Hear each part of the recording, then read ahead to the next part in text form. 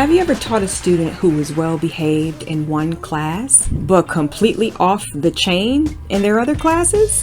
And by off the chain, I do mean a student who is being defiant. I'm never coming back to school! Never! Today I'm going to share with you 5 classroom management tips to prevent recurring misbehavior in one class to the next.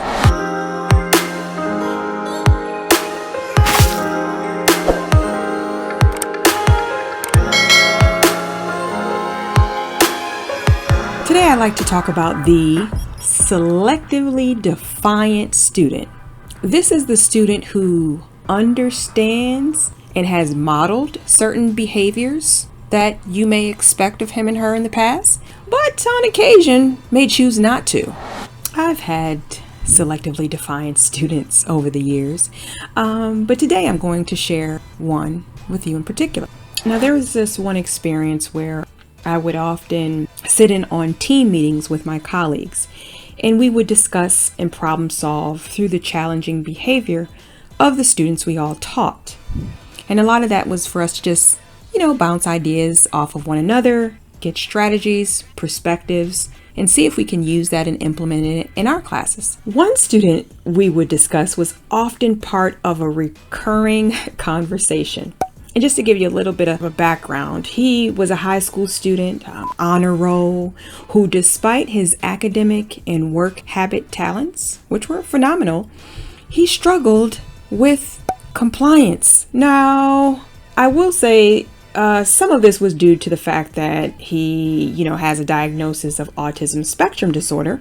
However, his diagnosis didn't truly limit him from being able to comply. Now, what was interesting as I sat in these conversations is that many of the problems that I would hear were of behaviors that I was not experiencing, with the student at the time.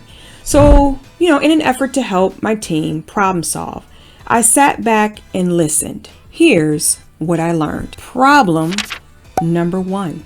My colleagues often did not have clear, scripted routines that they would model consistently in class. A lot of folks were relying on just kind of saying, hey, I need you to model this behavior or model that behavior, and they would only say it at the time that the student was misbehaving, and they found themselves repeating themselves a lot. So my solution for this would be to create and post clear, scripted, simple routines that you can easily refer to and practice each and every day in class. Problem number 2, I noticed that some of my colleagues did not actually talk to the student to get to the root of the problem. Now, this could have been because they didn't think to do it or think it would be helpful, or maybe they thought they already had a good idea of,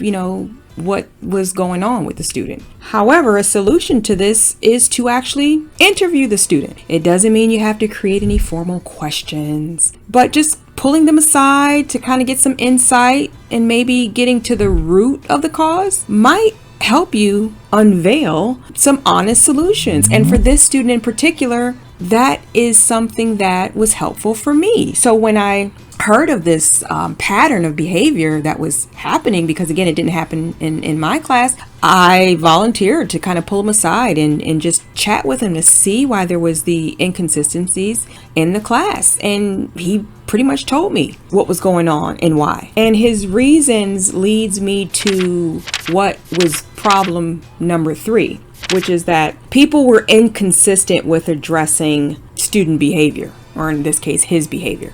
So he was able to find gaps in their instructional lessons where he was able to exist and create chaos and discomfort for others. And just to give you some examples, some of his behaviors, he would interrupt people when talking. He wouldn't raise his hand. He would make these uncomfortable noises and sounds. A lot of his behaviors were, to get attention, of course. But if he found a way and a will and someone allowed him to get away with it, he was doing it. And in many cases, from conversations and feedback from him, he was not getting shut down by some of his teachers. Problem number 4. And this is a big one. Just because a kid is smart and knows better, because he or she has been taught this behavior over the years, doesn't mean they will do better. Ding, ding, ding, ding.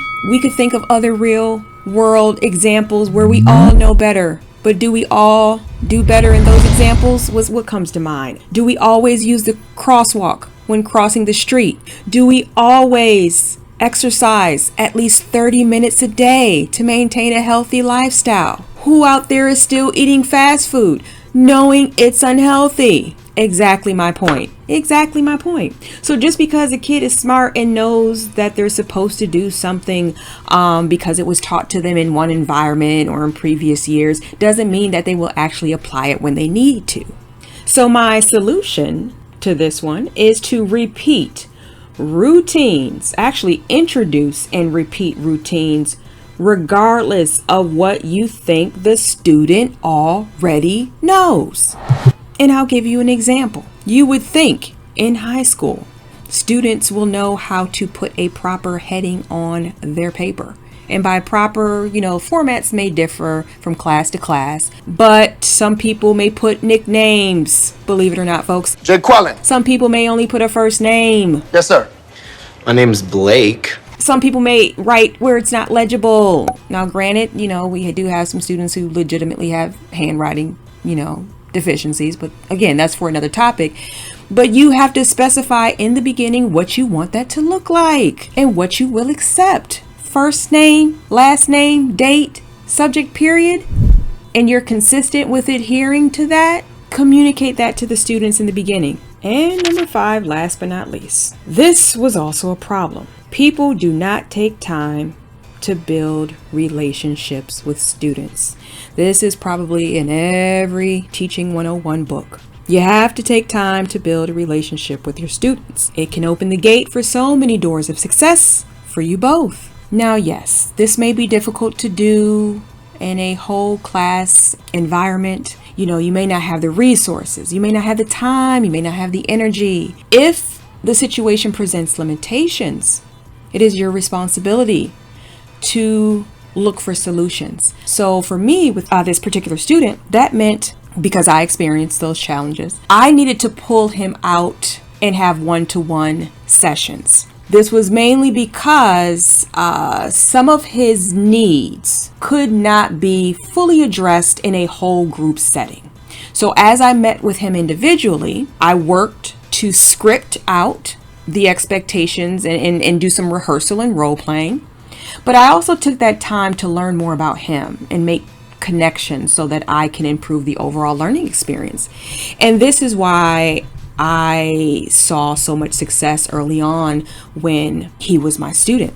And he was able to speak to that. He was able to say, in your class, I know exactly what I'm supposed to do when I come in. So if you keep those few things in mind, and again, there's tons of strategies out there, you may begin to get this selectively defiant student to be more compliant. No such thing, bad student, only bad teacher. If you have some strategies or stories to share, please feel free to drop them in the comments below. Or if you have any questions on classroom management, feel free to ask. Be sure to like, comment, subscribe, or share this video if you liked it. See you on the next episode.